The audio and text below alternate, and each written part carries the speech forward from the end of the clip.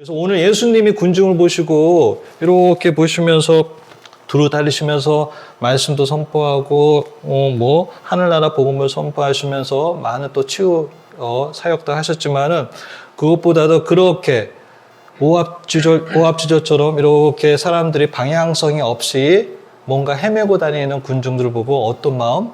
불쌍한 마음이 드셨다고 합니다. 예수님의 마음은 그렇다고 아이고 불쌍하다고 해서 참 안 됐다라는 그 마음이 아니라 그 사람들을 불쌍하다는 마음, 우리의 번역은 불쌍한 마음이겠지만은 더 깊은 뜻을 가지고 예수님이 그 표현을 하셨다고 합니다. 보면은 불쌍하다 아니면은 연민을 가졌다라는 그런 표현이 되는데 원래 이 번역을 한 내용을 보면요. 예수님의 창자와 그 내장, 심장이 이렇게 울렸다라는 그 표현이기도 합니다. 단순하게 말로 불쌍하다라는 게 아니라 진짜 오장육부가 다 움직였다라는 표현으로 일단은 성서는 말씀을 하십니다. 바로 예수님의 기쁨 속에서 우러나오는 연민이고 바로 자비로 백성들을 군중들이 진짜 이렇게 말씀을 복음을 선포하고 하늘나라가 다가왔다고 해도 희망을 걸지 않고 그리고 치유의 기적을 보여줘도 뭔가 마음에 이렇게 만족감이 없이 그리고 세상의 모든 것이 그냥 자기의 짐처럼 이렇게 한숨을 푹푹 쉬고 다니는 그런 군중들을 보시고 이런 마음이 드셨다는 겁니다. 그래서 저번에도 말씀드린 자비라고 하잖아요. 이게 한자어잖아요. 그래서 제가 잘 아는 스님한테 불교에서는 자비를 뭐라고 합니까? 라고 해서 물어봤거든요. 우리가 생각하는 자비는 하느님에 연결되어 있습니다. 하느님이 갖고 계시는 그 마음, 하느님이 우리를 향하는 마음인데 불교에서는 신이라기보다도 그런 마음을 배워가는 과정이라고 해서 자가 아시는 것처럼 이 순수한 사랑을 얘기한다고 합니다. 그러면서 그 기쁨과 참된 행복을 주려고 하는 마음, 내가 주려고 하는 마음. 그래서 그 마음을 가지려고 하는 것이 자라고 하면은 B는 바로 여기 연민이 있다고 합니다. 그래서 뭔가 공감을 하고 그 사람이 불쌍하다고 말하면 아이 불쌍하다라고 하는 게 아니라 그것을 내가 느끼도록 그 사람의 고통이 나의 고통이다라고 이렇게 감싸주는 것이 B라고 합니다. 어떻게 보면은 우리가 말하는 그리스도께서 말하는 연민, 하느님의 자비랑 같은 그런 뜻이기도 합니다. 그런 우리가 갖고 있는 인간들이 가질 수 있는 그게 바로 자비라고도 불교에서도 얘기를 합니다. 그것을 이렇게 뭐라고 하죠? 석가모니가 된다고 해야 되나? 그거를 이렇게 해탈하는 그 경지에 이르는 거. 근데 우리는 그리스도께서는 그게 하느님의 마음을 배워서 우리도 그 연민을 이렇게 이웃과 또 공동체에 나도 하느님의 모습을 가진 사람이기 때문에 그 모습을 보이고 또 실천하고 선포하는 거다라고 우리도 배웁니다. 이렇게 연민에 가득한 예수님께서 혼자 하실 수가 없으셨어요. 그래서 누가 필요했다? 제자들이 필요했다고 합니다. 제자들 좀 보시면 알겠지만은 여러 분류에서 오신 분들이에요. 근데 그런 사람들한테 예수님은 하늘나라가 다가왔다고 선포하라라고 하시면서 일일이 무엇을 해야 되는지 가르쳐 주세요. 아픈 사람을 고쳐주고 또 나병 환자가 있으면 깨끗하게 해주고 또 죽은 사람이 있으면 이게 가능할지 모르겠지만은 생명을 살리라고 하십니다. 예, 그리고 네가 거저 받았으니 너도 거저 주어라. 이 말씀하신 제자들이 아이고 그거 쉽지 않은데요? 할 수 있을 거라고 했다면 대단한 성인이겠죠. 하지만은 예수님이 선포한 것을 하겠다고 나선 것은 뭐냐면은 뭐가 있었을까요? 오늘 1독서도 그렇고 2독서에도 나오는 게 바로 믿음 때문에 함께 모인 사람이라는 겁니다. 왜? 12 제자들은 다 틀려요. 보시면은 베드로하고 안드레아, 요한, 그리고 야고보, 어부예요. 그때 당시 어부는 자기 배를 가지고 있는 사람이면은 어느 정도 먹고 살고 있는 사람이겠지만은 글쎄요, 베드로가 자기 배가 있긴 있다고 했죠. 성서에 나오지만은. 하지만 그 배를 가지고 모든 가족이 생계를 책임을 져야 되는 그런 베드로. 가난하지만은 뭔가 좀 먹고 살 수 있는 여건이 되는 그런 사람들. 그러니 어떤 다른 거에도 신경 쓸 수가 없잖아요. 고기가 잡히는지, 바다가 어떻게 흐름이 어떻게 되는지 그런 사람들. 또 다른 사람들은 어떨까요? 마테오는 저번 주일에 아시겠지만 세리잖아요. 세리는 어떤 사람이에요? 우리가 일제시대 때도 완장 차는 사람들은 그때 당시에는 뭐 먹고 살지 모르겠지만 지금은 다 손가락질 하잖아요. 그죠? 예. 민족을 팔아놓으면 무엇이라고. 마테오가 그런 사람이었어요. 근데 마테오 그런 사람을 예수님께서 부르셔가지고 자기 집에서 식탁에서 나눔을 하신 그런 마테오. 그리고 여기 가나안 사람 시몬이라고 나오는데 여기에 열혈당원이라고 해서 젤로 땅이라고 옛날에 있었습니다. 우리말로 하면은 아주 좌파예요. 예, 예, 아시겠죠? 예, 그러니까 막 그런 민족에 대해 민족주의고 민족의 해방을 외치고 그러니 마테오하고 시몬하고는 친구가 될 수 있을까요? 전혀 가능하지 않는 거예요. 왜냐하면 저놈은 죄송합니다. 나라를 팔아 먹은 사람이고 나는 해방을 위해서 일했던 사람인데 같이 있을 수가 없고 차후에 일어난 일이지만은 또 유다는 예수님을 배반합니다. 그리고 토마는 의심이 많았던 사람을 알고 있고 뭐 필리포와 바르토로메오도 어떻게 보면은 어부는 아니었어요. 어부라는 얘기도 있지만은 하지만은 대부분들이 해방을 위해서 자유를 위해서 애썼던 사람들. 이 모든 사람이 12명이 모았을 때 제대로 의견을 냈을 때 서로 막 동의가 됐을까요? 어려웠을 겁니다. 이때 당시 회복적성이라고는 있을 수도 없을 거고. 하지만은 이런 사람들이 모여서 함께 예수님의 선포를 듣고 복음을 행하러 갔다라는 건 뭐냐면 아까 말씀드렸처럼 믿음이 있었기 때문에.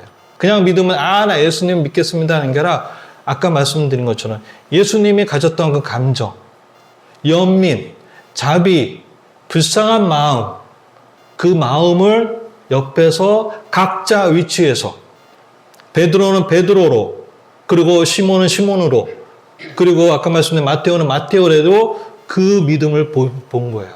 그 마음속에 있는 예수님을 봤기 때문에 가라 그랬을 때 기꺼이 갈 수 있다는 거. 그렇지 않으면 너 갈 거야? 나 안 갈 거야? 우리 한번 모여서 한번 의견 한번 내볼까? 너는 어떻게 생각해? 나는 이렇게 생각하는데 라고 얘기할 때 서로 오합지졸로 아마 찢어졌을 겁니다. 하지만 왜 그래서 복음을 예수님의 마음이 어떤가를 시작하는 게 그 불쌍한 마음을 들었다는 그 마음, 연민 자비를 제자들은 알고 있었고 그것을 믿음으로 가졌기 때문에 갈 수 있었다는 거죠. 우리 교회도 마찬가지라고 봅니다. 서로 다른 직장과 또 다른 환경에서 함께 모여 있습니다. 어떤 것이 나는 가진 것이 있을 거고 나는 또 부족한 것도 있고 또 연배도 많이 차이가 날 수도 있고 하지만은 그런 것을 모든 것을 다 내려놓고 우리는 어떤 뭐를 위해서 목적을 위해서 만든 동호회가 아니거든요. 뭘로? 믿음으로 모인 공동체이기 때문에 내가 부족함이 있고 내가 바라는 것이 안 되고 내가 힘들더라도 그 믿음으로 모였을 때 이 독서에서 얘기하죠. 바오로가 인내하고 끈기를 가지고 그것을 극복하려고 모일 때 그 안에서 내 믿음이 이렇게 쏟아나오고 내가 할 수 없는 연민과 자비도 배워서 나올 수도 있고 하나님께서 말하는 예수님을 통해서 하나님의 사랑이 무엇인지도 깨달을 수 있는 것이 바로 우리의 믿음으로 모였기 때문에 그게 가능하다고 이렇게 생각을 하게 됩니다. 그래서 예수님은 제가 좋아하는 표현이 다름이 차이다. 다름이 희망이다.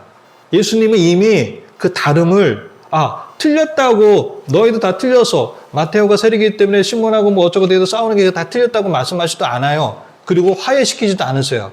하지만 각자의 가진 그 위치와 환경과 그 모든 것을 존경하시고 그 다름이 틀렸다고 지적하는 것이 아니라 나한테 너희 모두가 소중하다라고 받아들이는 예수님, 그 마음이 있었기 때문에 제자들도 기꺼이 가겠습니다라고 말할 수 있지 않을까 봅니다.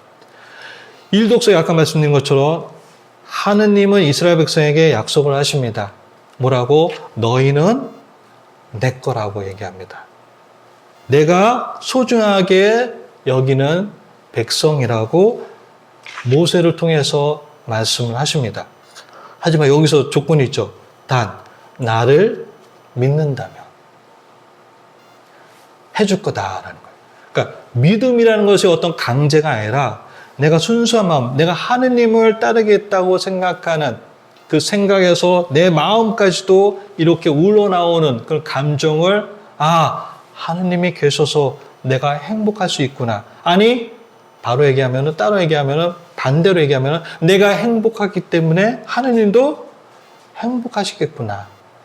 거기에 내가 하느님이라는 그 존재에 대한 관계, 믿음이 있어야 된다고 다시 한번 강조를 합니다. 우리 사랑하는 구리교회 송바울호 성당 교우 여러분, 예수님께서 이렇게 모자라고 삐걱거리는 제자들을 다 모이셔가지고 어떻게 하셨는지 우리 다 알겠지만은 힘드셨을 거예요. 일일이. 근데 어느 한번 근데 아버지로서 아들한테 호통치고 막 맴매하는 건 쉬울지 몰라도 예수님은 그렇게 안 하셨어요. 그 소중함을 받아들이시고 그들의 독특한 것을 다 그 신앙으로 이겨내도록 가르치십니다. 세상의 기준은 직업도 아니고 어떤 기준도 아닐 것이고 환경도 아닐 것입니다. 이렇게 하느님께서 정성껏 우리를 이렇게 맞아주시는 그 안에서 우리는 다 똑같은 존재라는 것. 그래서 4가지는 우리가 생각을 하면서 묵상하시고 또 일주일을 보내셨으면 합니다. 나는 하느님이 말씀하신 것처럼 하느님의 것이다.